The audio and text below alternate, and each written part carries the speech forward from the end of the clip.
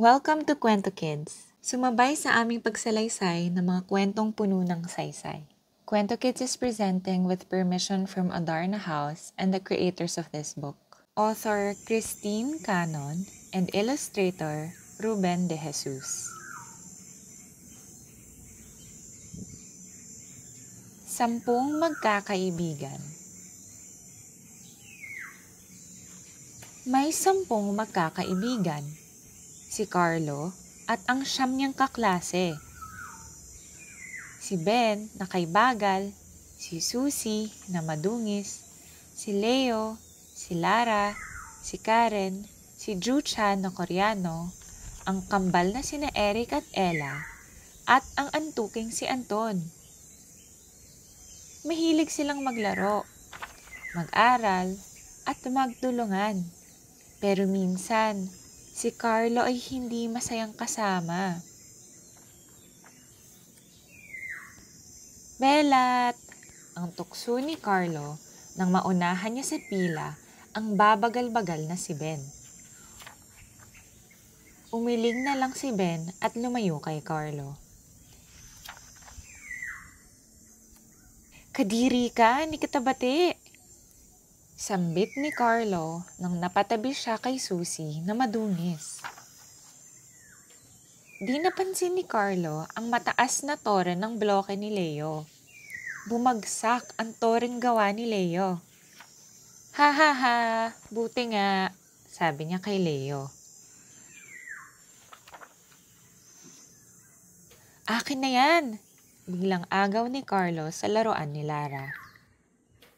Akin na rin to, sabi ni Carlo sabay agaw ng suman na kinakain ni Karen. Nasagi rin ni Carlo ang kinakaing mami ni Juchan na Koreano, pero hindi siya nagsorry. Hindi ba kayo marunong sumunod sa laro? Huwag na nga kayong sumali.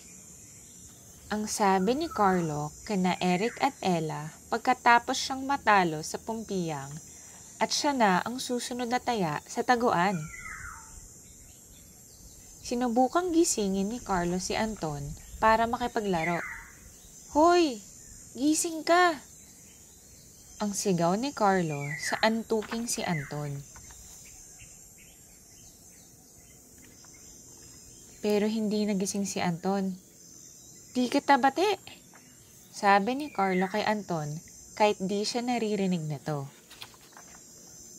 Nag-iisa na lamang si Carlo. Isang araw, pagdating ni Carlo sa paaralan, hinanap niya ang kanyang mga kaklase. Gusto sana niyang makipaglaro, pero walang bata sa gilid nila. Wala ring bata sa palaruan. Wala ring bata sa kantin. Takang-taka si Carlo. Nakita ni Carlo na masayang naglalaro ang kanyang mga kaklase sa bakuran ng kanilang paaralan. Hindi naman sila dating naglalaro doon. Nakita nila si Carlo pero di nila ito inimbitang makipaglaro sa kanila. Ikaw, gusto mo bang makipaglaro sa akin? Naiyak si Carlo nang naisip niya na walang gustong makipaglaro sa kanya. Ganito siguro kasama ang naramdaman ng mga kaklase niya kapag inaagawan niya sila ng laruan at baon. Ganito siguro kasakit ang pang-aaway at panunuksong ginagawa niya sa kanila. Noon naisip ni Carlo na maging mas mabuting kaklase. Kinabukasan, lumapit si Carlo kay Ben na kaibagal sa pila. Mauna ka na sa akin sa pila, sabi ni Carlo kay Ben. Mahal kita, sabi niya kay Susie na madungis, sabay halik dito. Hati tayo sa baon ko, sabi ni Carlo kina Karen at Juchan noong recess.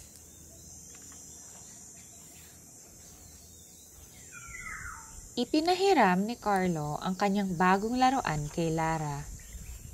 Ikaw muna ang maglaro, tapos ako naman, ha? sabi niya kay Lara. Inanyayahan niya si Leo na gumawa ng mataas na tore ng bloke.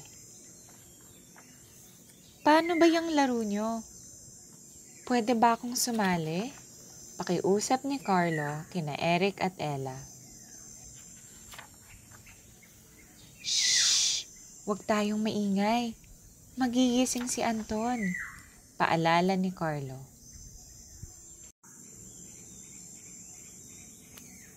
May 10 magkakaibigan. Si Carlo at ang 9 niyang kaklase.